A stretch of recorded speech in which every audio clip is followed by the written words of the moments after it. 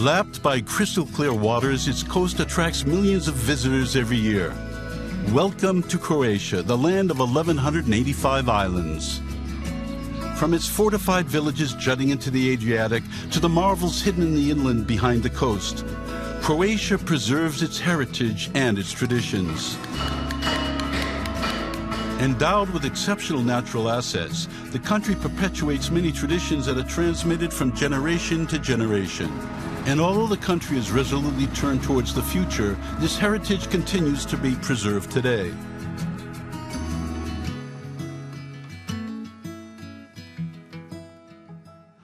Croatia and Slovenia now occupy the western part of ex-Yugoslavia, a federation that was partitioned in 1991. Croatia is a long, narrow country that we will travel from the south towards the north. It shares a border with Bosnia-Herzegovina and Serbia. Dubrovnik, with its whitewashed houses gleaming in the sun, is considered as the pearl of the Adriatic. With its small streets paved in marble, its Baroque buildings, and a light that floods the entire town, the city is simply enchanting. The 13th century ramparts that once protected the town still stretch for nearly 2 kilometers. The history of Dubrovnik began in the 7th century.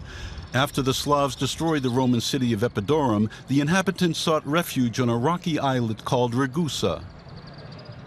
Although the site was separated from the mainland by a channel, it was still threatened by invasion, and so ramparts were rapidly built. Occupied by the Arabs, the Normans, and then the Venetians, Ragusa declared itself an independent republic in the 14th century. With its own maritime fleet, the city quickly became an important and respected commercial power. But in 1667, after centuries of prosperity and cultural development, an earthquake left the city in ruins. Despite the war that has devastated the area during the 1990s, Dubrovnik has healed its wounds and has become a major tourist destination. The plaza, also called the Stradun, is the main street of the city. It was constructed after the earthquake of 1667 on the ruins of a former central artery. The rector's palace facing the cathedral dates to the 14th century. It witnessed many different periods of the town's history, and its architecture combines several artistic styles. The building calls to mind the Gothic palaces in Venice. Today, it houses a history museum. The inhabitants like to meet in the Gondolic Square market that abounds with fresh produce. Nearby, a flight of stairs climbs towards the upper town and away from the crowds below.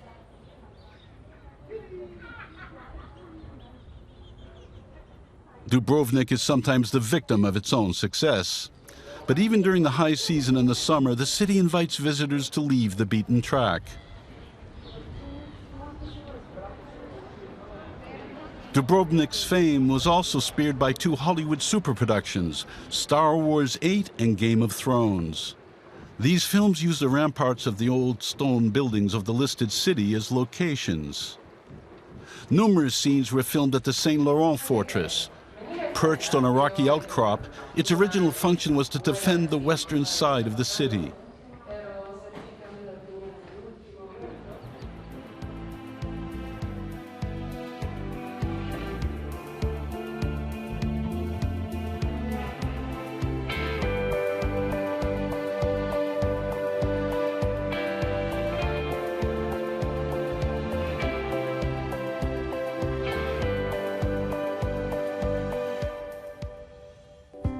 The Pelješac Bridge was completed in the summer of 2022. It crosses the Bay of Mali Stone and connects the southern regions to the northern regions of the country. Thus, without having to enter Bosnia-Herzegovina, it ensures territorial continuity.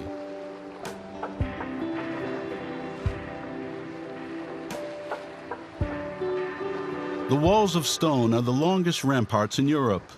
This 14th century defense work is very impressive. Originally, there were 7 kilometers of ramparts, 40 towers, and 5 forts. The principal function of this defensive system was to protect the salt works from the Ottoman Empire. Regarding the production itself, we have 53 pools divided into 5 groups. 5th group pools are called crystallization pools. The whole process lasts for about 45 to 50 days. Approximately production is about 2,000 tons in a year, but production varies, depends over the weather conditions. So for example, 2014, not a single gram because it was too much rain. That summer, 2003, more than 4,500 tons. So big variations, but approximately about 2,000 tons in a year.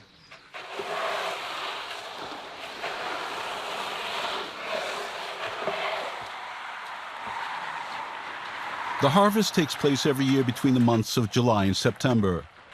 They start work early, at daybreak, before the high heat and winds make the task too exhausting. Once the harvesting of a basin is started, the work must continue until the basin is empty.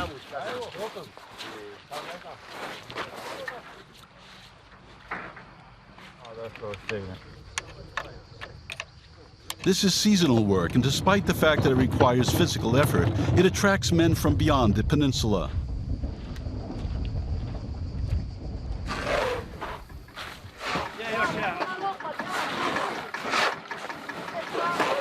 Shovels, scrapers, and small carts on movable tracks. Everything is done the old-fashioned way.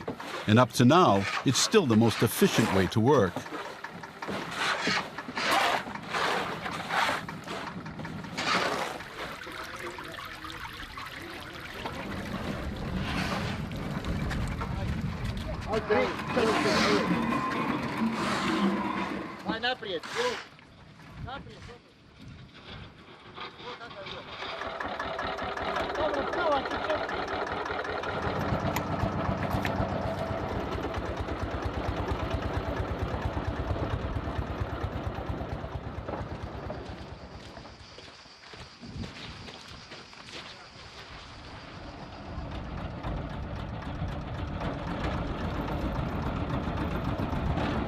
The salt is started to drain in the small carts.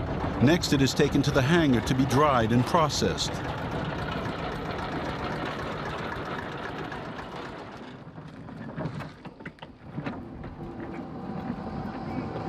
The salt is then spread in thin layers on the hangar floor. It dries naturally in the air. The drying stage can last up to 3 weeks depending on the climatic conditions.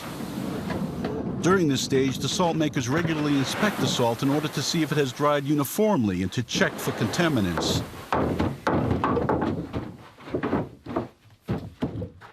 Then it is packaged and shipped.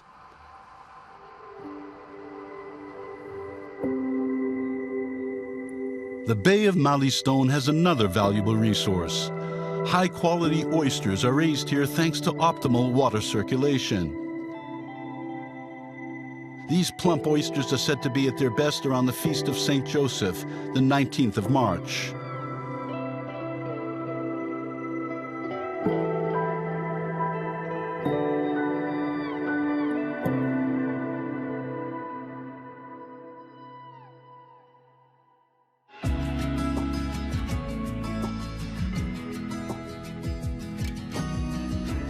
Hvar is truly an exceptional island. With about 2,800 hours of sunshine per year, it's the sunniest area in the country as well as the most renowned and upscale tourist destination in Croatia.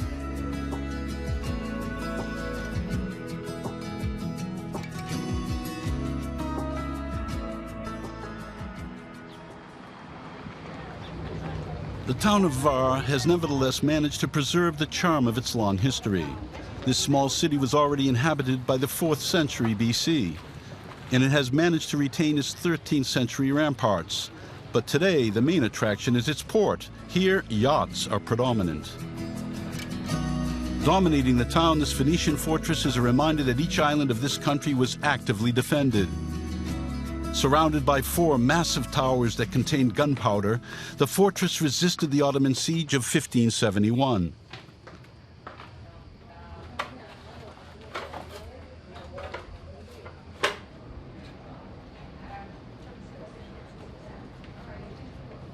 The small streets in the center of town, entirely pedestrian, are lined by old medieval buildings. But here, all roads lead to the sea. Although geared toward tourism, the port of Hvar is relatively well preserved. The main ferry terminal is actually about 20 kilometers from the city. Every part of the coast has been developed in such a way as to allow people to benefit from the sun as well as to access the beach.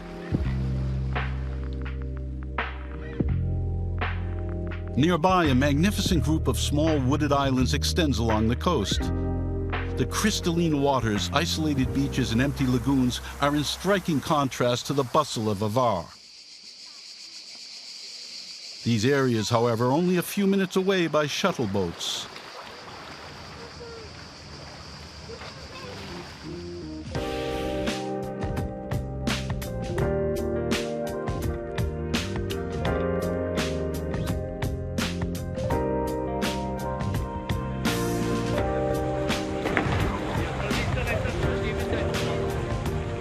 The archipelago is composed of about 20 islands. Some are uninhabited, while others have good restaurants and beaches that offer tourist activities. On Hvar, the port is most active during the summer. Flawless organization is needed in order to manage the numerous shuttle boats that serve the different islands.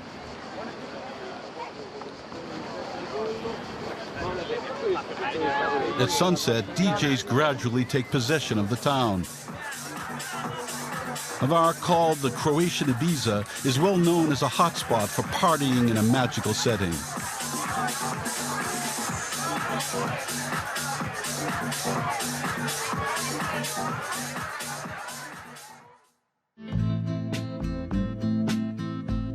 Hvar also has other surprises in store.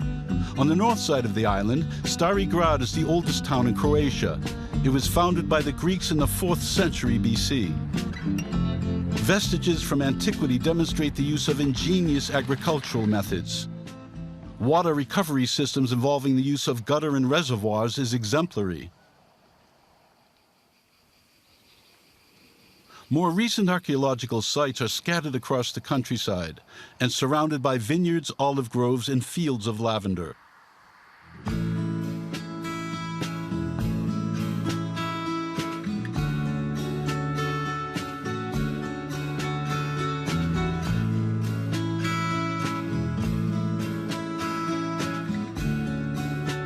The center of Starigrad developed around even older habitation sites.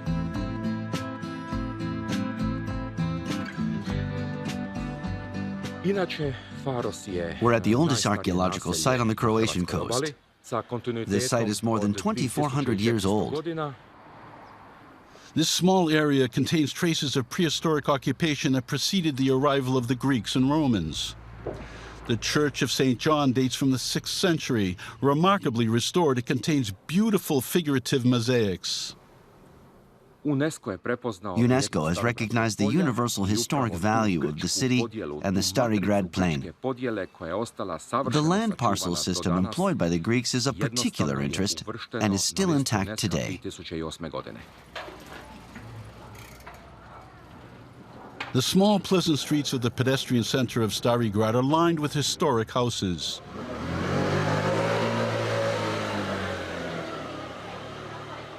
Petar Hektorović, the father of Croatian literature, lived here. This 16th century fortified castle was the summer residence of the poet. Moving away from the coast, the landscape becomes more arid. It is covered by a dry and rocky ground. For centuries, the inhabitants of Velograd cultivated olives and grapes in the surrounding hills, and vegetables and herbs in the gardens near their stone houses. Today, 2 crops dominate the landscape: lavender and grapes. Carolina cultivates a rather rare grape variety. So we are on the south side of the island Hvar. Here we have plavac mali, which is a type of grapes that are grown without any chemicals, and it's on the slope, which means that it's exposed to sun. Nice view, as you can see.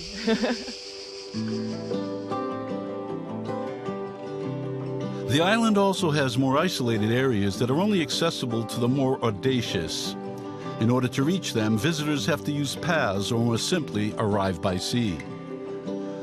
The Dubrovnik Cove alone, with its beach of turquoise water, justifies all the superlatives that are used to describe the island of Hvar.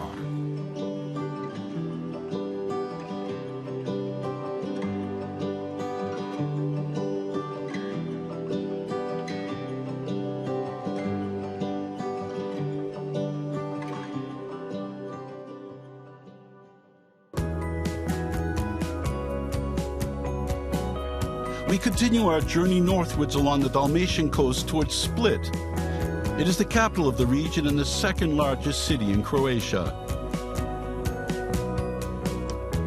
Split enjoys a rather privileged geographic position, and from the very beginning the city has been a coveted site. Romans, Slavs, Byzantines, Venetians, many peoples wanted to conquer it.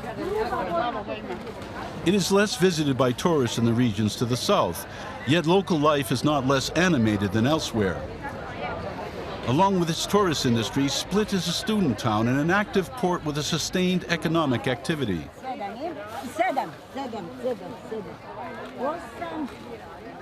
The palace of the Roman Emperor Diocletian is the main attraction of the town. Begun around 295, Diocletian lived here from the time of his abdication in 305 until his death. After his death, this spectacular stone palace served as a residence for his successors at the head of the Roman Empire.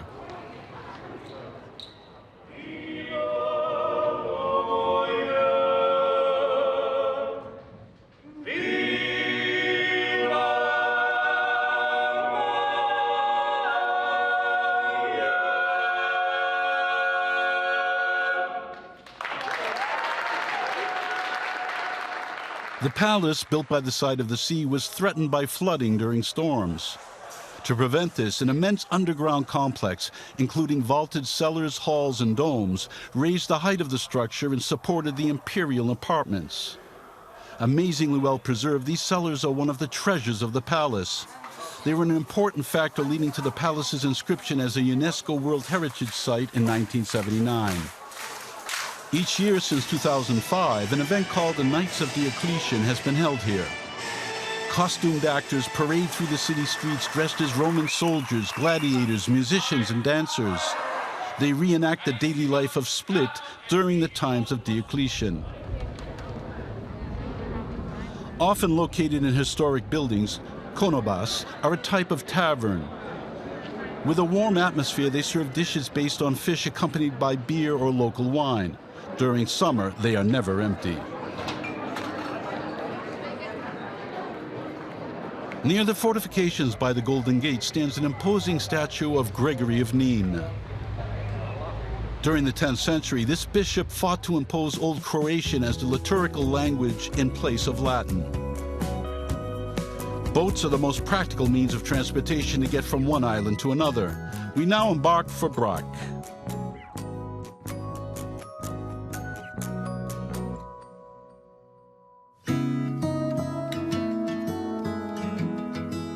Brač is the largest island in Dalmatia. It's a landscape of cliffs and pine forests surrounded by a deep blue sea. Bol is the main town on the island. Its history is similar to that of the rest of Dalmatia, a series of successive invasions. But today it is one of the main tourist destinations in Croatia.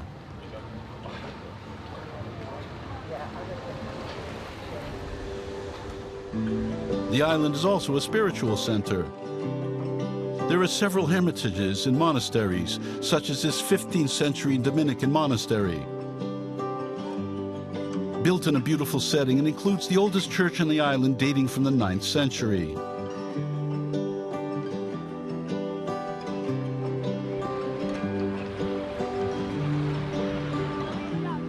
Zlatni Rad, or the Golden Cape, is nearby.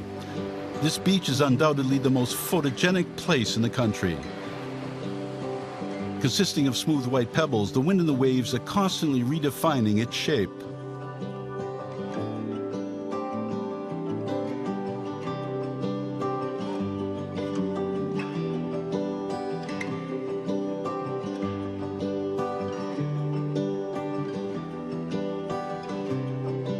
On the other side of the island, hidden in a small cove, is the village of Pučišća. On the quays, there are many statues and street furniture carved in white stone. This white stone has made the island famous throughout the world. It was used for Diocletian's palace in Split as well as for the White House in Washington. In 1909, a professional stonemason school was founded here. Draslav Petrovic perpetuates this ancient island tradition.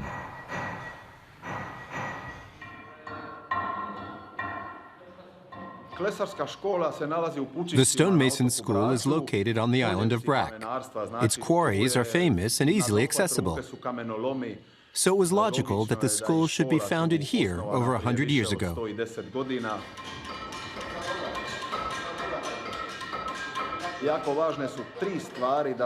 The three most important things needed to be a good stonemason are love, talent, and effort.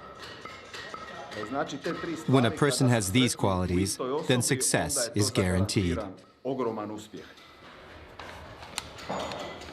The school is considered one of the best in the world to learn the trade. There are 2 classes of 25 students. They can choose either a 3-year course to become a stonemason or a 4-year course to become a stonemason technician. Karlo Ukik is a 2nd-year student.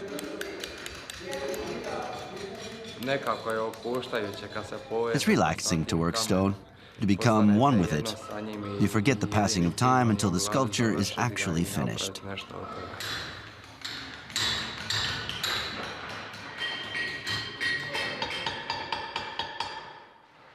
So it's not a mere coincidence that the school was established in Pučišća.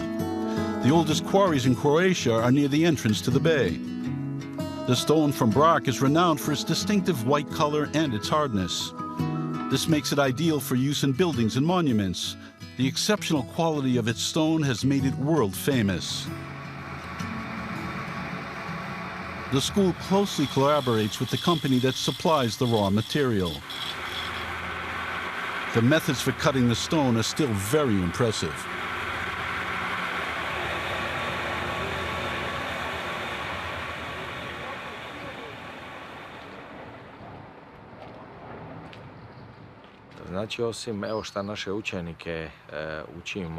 Once or twice a year, we take our students to the quarry so that they become familiar with the extraction procedure and understand the process. It's important to know the proportions, the size, and the quantity needed in order to complete a project.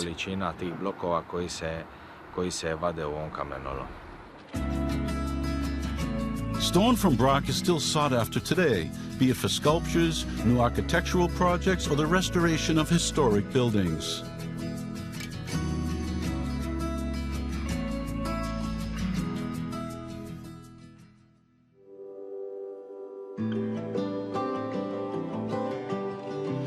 At Primastan, we enter northern Dalmatia. Originally a rocky islet near the coast, the village is now connected to the mainland by a man-made causeway. This tourist fishing village is near the Raduca Peninsula, covered by a large pine forest. The region around Primastan, particularly the coastal area near Bukovac, is the origin of the Babik grape. The variety is endemic to the coast. Leo Grassin now cultivates his father's vine and perpetuates the ancestral skills and traditions.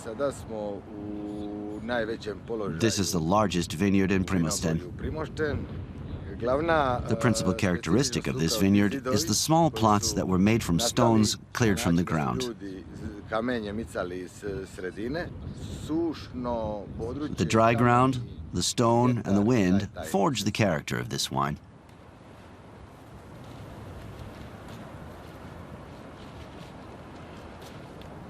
If you want to produce good grapes, then pruning is very important in this type of vineyard. The wines produced here are concentrated. They are strong, with notes of blackberry. It's the result of the dry climate and the sometimes very high temperatures. In September, everyone is on the alert and ready to harvest. All eyes are riveted to the sky. A single storm could destroy the results of months of hard work. Each small parcel is surrounded by stones and contains between 5 and 8 twisted vines, a sign the plant's roots have dug deeply in search of nourishment. Each bunch is carefully picked by hand and then rapidly transported to the winery.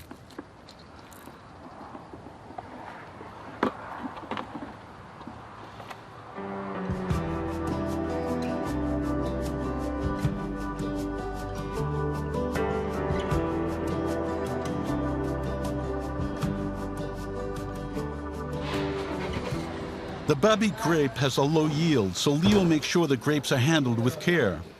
First, they're sorted and put into a vat. Then they are pressed by hand in small quantities.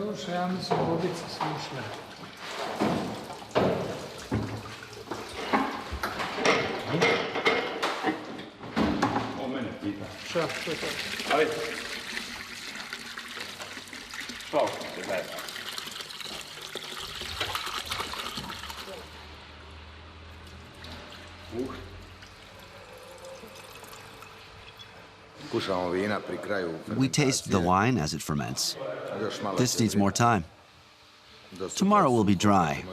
We'll keep it macerating in the vat a little longer.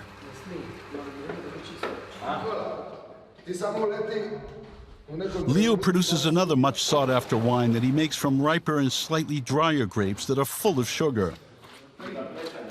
They will be crushed by foot to extract a sweet wine called prosek. This Dalmatian specialty requires a complex fabrication. It is aged in oak casks next to the Babik wine for several years.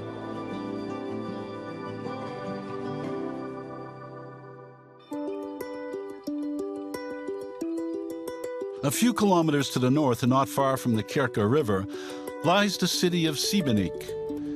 It boasts a magnificent medieval quarter. Šibenik, unlike the other Dalmatian cities, was not founded by the Greeks or Romans, but by the Croat king Kresimir IV in the 11th century. The city was attacked by the Ottomans on several occasions. Later, it was successively occupied by the Venetians and the Austrians. And let us not forget the more recent and bitter struggle to defend it against the Yugoslavian National Army in 1995.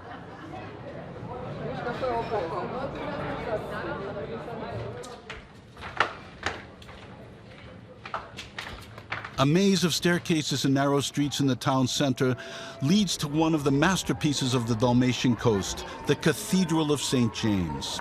It was built by two innovative architects and sculptors, the Croat Juraj Dalmatinac and the Italian Niccolò Fiorentino. The cathedral is built entirely of stone from the island of Brač and the surrounding area. It is the largest church in the world without a wood or brick support. Its shape is also unique in that the interior and exterior layout match exactly. All these factors led it to be listed as a UNESCO World Heritage Site.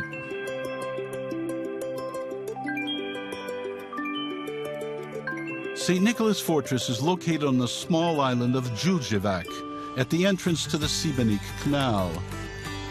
It was built in the 16th century by the Republic of Venice to protect the city from Turkish attacks. Constructed of brick and stone, this fortress has a very original triangular shape. Its 32 cannons made it formidable enough to never be attacked. It is considered one of the most beautiful Renaissance fortifications in Europe.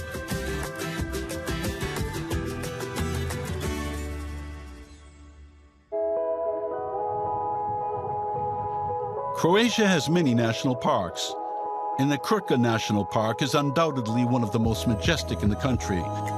It stretches over an area of 109 square kilometers, and its biodiversity is particularly rich. There are more than 800 species of plants and animals, especially birds, fish, and tortoises. Katja knows every corner of the park. The Krka River forms 7 magnificent waterfalls. They are all travertine barriers. The travertine grows about 1 to 2 millimeters a year. This means that a barrier such as the Skredinsky Buk waterfall took thousands of years to form. These waterfalls are among the most beautiful in Europe. Croatia was a pioneer in using water to produce energy. In the 1890s, the first European hydroelectric power plant was built near the falls in order to generate energy from water power.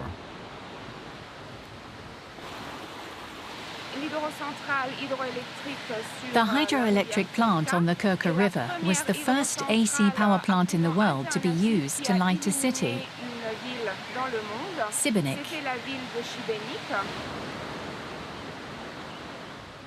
Water mills had already been used in the past to grind grain and for other industrial activities.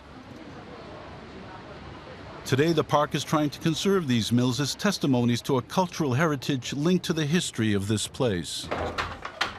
The embroideries you see in the Krka National Park come from the Šibenik and Knin regions.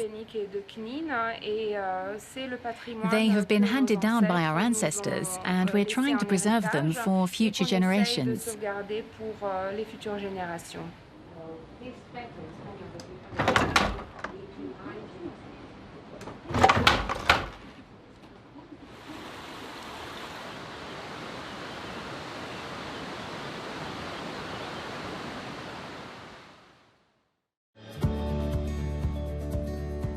Continuing our trip through northern Dalmatia, we spot the island of Murter. Along with 150 other small islands, islets, and rocks, Murter is part of the Kornati archipelago. On the island, the small town of Bettina is known for its traditional naval shipyards. The oldest dates to 1848. The site is known for the construction of wooden boats such as gajeta. The boat builders rely on traditional tools and techniques that have been handed down from generation to generation. The boats are renowned for their quality and durability. The port is an open-air museum. It has many different types of local wooden boats. They are considered as part of the Croatian national heritage. On sunny days, enthusiasts take to the sea in these old boats for family outings or even friendly regattas. All means are valid in order to valorize this Dalmatian heritage and to ensure its continuation.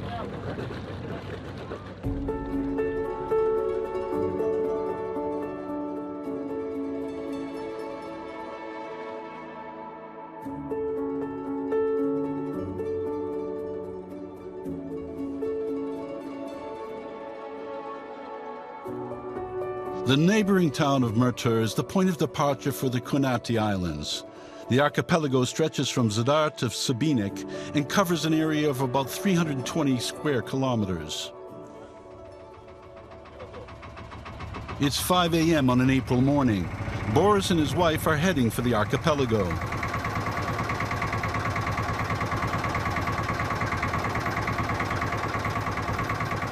They've loaded swarms of bees on board.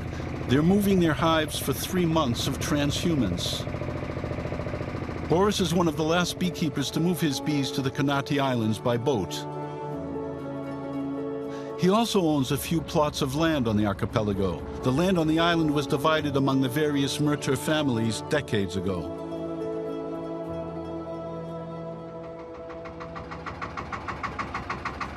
As soon as the boat docks, they must not waste any time or the bees will become nervous.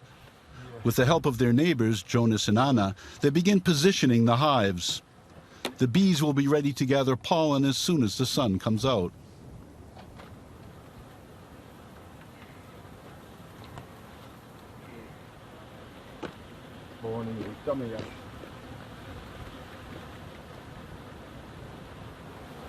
As he is every year at this season, Boris is very attentive to the weather. He also carefully watches the blooming of the sage. It's a signal for the bees to start. Sage flowers will soon invade the arid soil of the Kornati Islands. Their nectar is irresistible to the bees. And it guarantees an exceptional honey. Ne vidimo queen.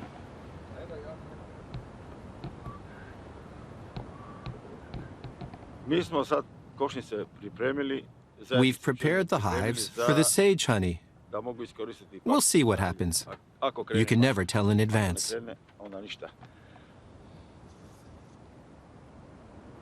Boris hopes for good weather during this short period. To blossom, sage flowers need only a little water, but lots of heat.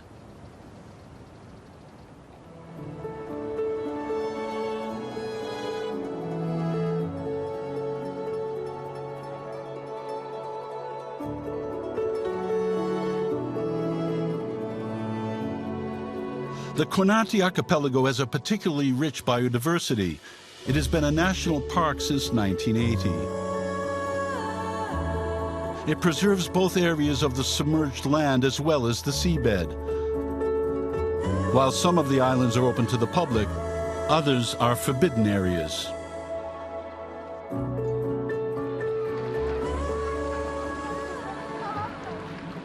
This exceptionally beautiful natural environment is subject to strict regulations, and even fishermen are not exempt. Scuba diving is also regulated and is supervised by clubs and travel agencies.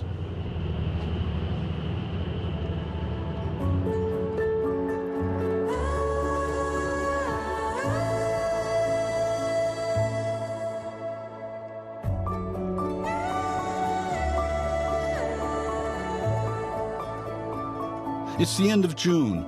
The hives have been out for 3 months, and it's time for Boris to collect the frames that contain the sage honey harvest.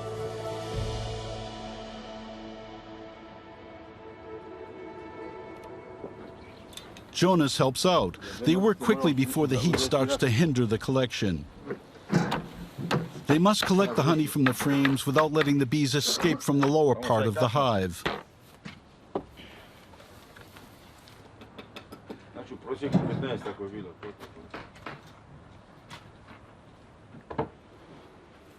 Each frame can weigh up to 10 kilograms.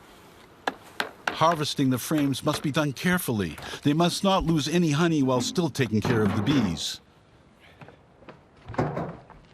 Jonas's brawn is all the more appreciated to help Boris with this task.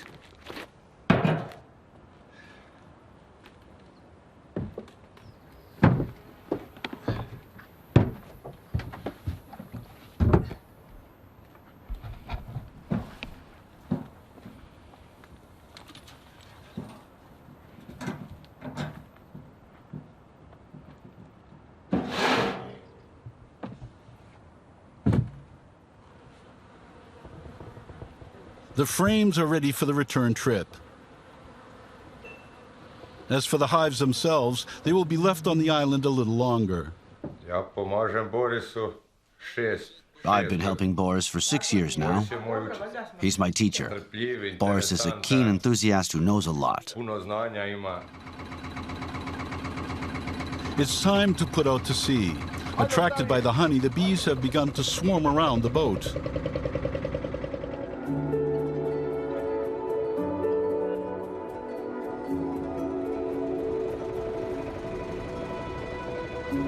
Boris will return in a few weeks to retrieve his bees and take them to a new location.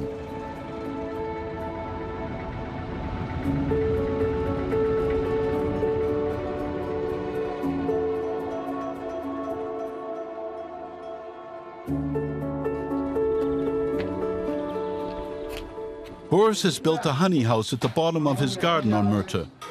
His wife and their neighbor Anna help him extract the honey from the frames. Boris is very keen to transmit his knowledge to us, everything that concerns his tradition. Without him, everything would have already disappeared. After having removed most of the honey from the frames, Boris places it in a centrifuge. This separates the honey from the comb. It's very important that elders keep this tradition alive and pass it on to young people.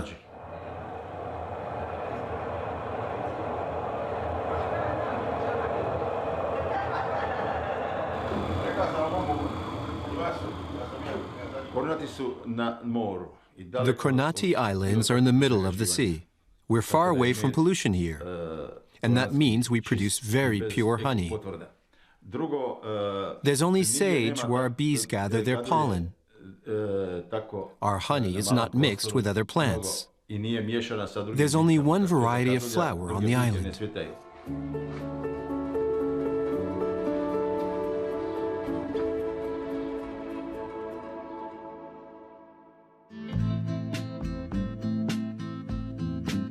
We have reached Zadar in northern Dalmatia. It is one of the oldest cities in the country. It is thought that Illyrian tribes settled here in the 9th century BC. Despite the scars of the past, Zadar has an exceptional architectural heritage. Between 1943 and 1944, over 70% of the town was destroyed. It lost most of its 19th century Austro-Hungarian buildings. But, by some miracle, the oldest structures survived. On an artistic level, it's a dynamic city. All the periods of the city's history harmoniously blend together along these pedestrian streets. This curious circular Byzantine-style church is called St. Donatus. It's named after the bishop who constructed it at the beginning of the 9th century. It's one of the few buildings dating from the early Croatian kingdom that survived the Mongol invasions of the 13th century. The old town is a mixture of Roman remains and Baroque masterpieces. This makes it particularly interesting. Zadar has undertaken many cultural initiatives. The sea organ should not be missed. This construction consists of a system of pipes built into the stone steps.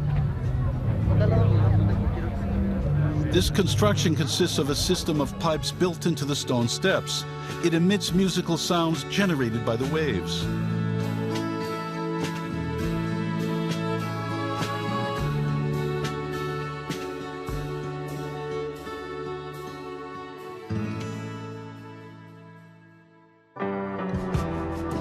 Before leaving for the capital, Zagreb, we visit Pag. It's one of the northernmost islands on the coast. It's remarkable for its lunar landscape. Pag is probably one of the most original islands on the Croatian coast. Its karst formations form an austere and bare landscape.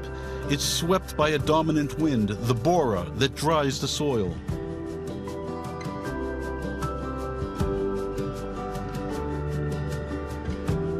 And yet the island is known for its diversity. Its wine and cheese traditions are centuries old. Paški Skyr is a specialty cheese from Pag. It is made from sheep milk from the Paška Ovča breed. In Novalja, the Vidas family have been cheesemakers since 1887. That was long before this cheese became the only one in the country to obtain the European PDO label. Using traditional methods, Krunoslav, his wife, and his son Tomislav perpetuate this expertise in their cheeses. We work in the traditional way. We used unpasteurized milk without any additives. I think that our customers are satisfied with the quality of our cheeses.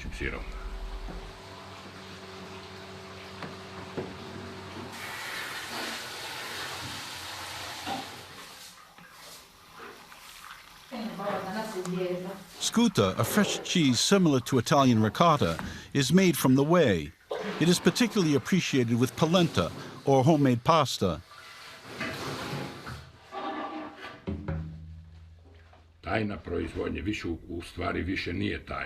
There are no longer any real secrets, but every family has its own rules.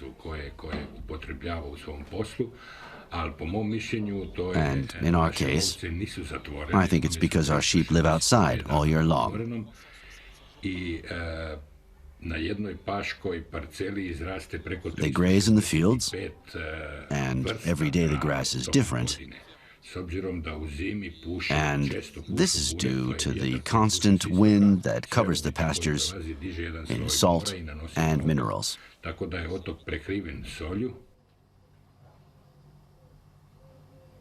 In Pag, cheese is made from the end of December to June before lambing begins. Production is naturally limited due to the small flocks, so this cheese is rare and highly sought after.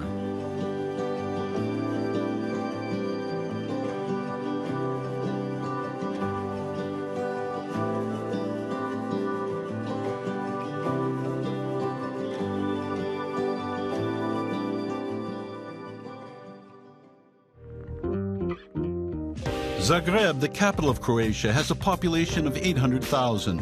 The city is divided into two sections. The upper town is the older part of the city. The lower town is more modern and stretches toward the plain. Zagreb is full of fountains. Its natural mineral water springs are renowned. They have been used for therapeutic and medicinal purposes since Roman times. In the heart of the pedestrian area stands a statue of General Jelačić. It pays homage to this important 19th century Croatian statesman and military figure. He is also known as a poet. The Delac market is not far away. Attracting both locals and visitors, it is the haunt of fresh produce lovers. The red umbrellas are part of the city's visual identity. This tradition goes back to the 1800s when street vendors used parasols to protect their wares in wet weather. Since then, they've remained as part of the city's personality. Zagreb Cathedral is on Capitol Square. It's one of the most emblematic monuments in the city, and with its 108-meter-tall spires, it's hard to miss. It was started in the 11th century, but due to fires and earthquakes, it has undergone many transformations. The current building was rebuilt in a neo-Gothic style in the 19th century.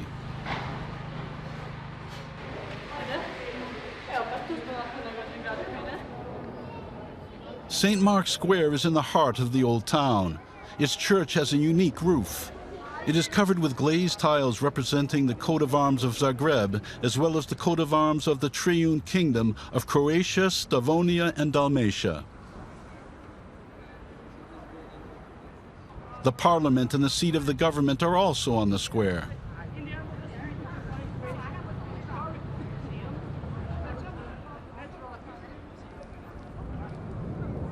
Since 1890, a cable car has linked the lower town to the upper town.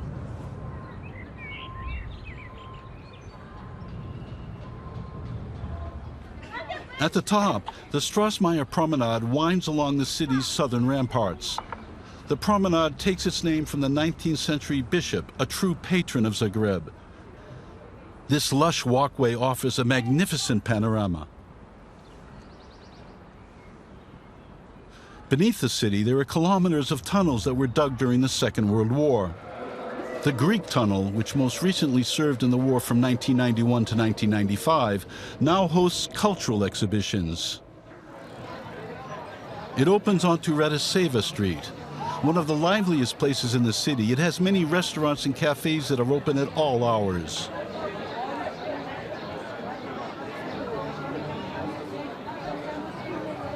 This dynamic energy is the result of the recent development of the area as a technological hub. It has attracted leading companies in the fields of artificial intelligence, fintech, and information technology.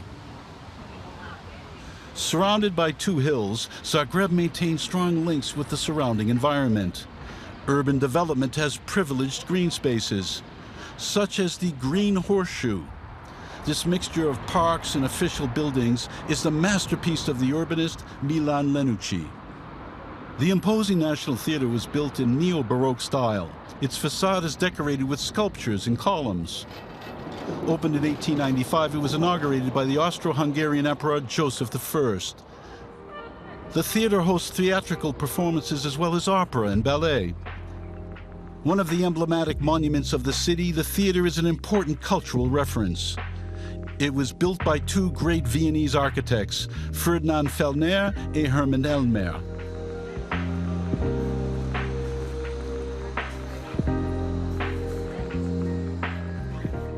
Marija Bistrica is a mountain village to the north of Zagreb. It is an important spiritual site dedicated to the Virgin Mary. This Marian shrine attracts thousands of pilgrims every year. The faithful consider it to be a place of spiritual and physical healing. The sanctuary consists of a church, a convent of Carmelite nuns, and several chapels. The village is also known for its traditional crafts, particularly the production of wooden toys, candles, and colorful heart-shaped gingerbreads called lisitar. My family has been making lisitars for many years. It's an important tradition here in Marija Bistrica. They have been made in Croatia for well over 100 years. This very old tradition entails offering these hearts to our loved ones as a token of love and respect. The ultimate destination of the pilgrimage is the Marijar Church. It houses a statue of a black Madonna holding the infant Jesus in her arms. Many miracles have been attributed to this 16th century sculpture carved from black lindenwood. Far from a mere picture postcard of its enchanting coastal islands, Croatia has revealed itself to be a multifaceted and fascinating land.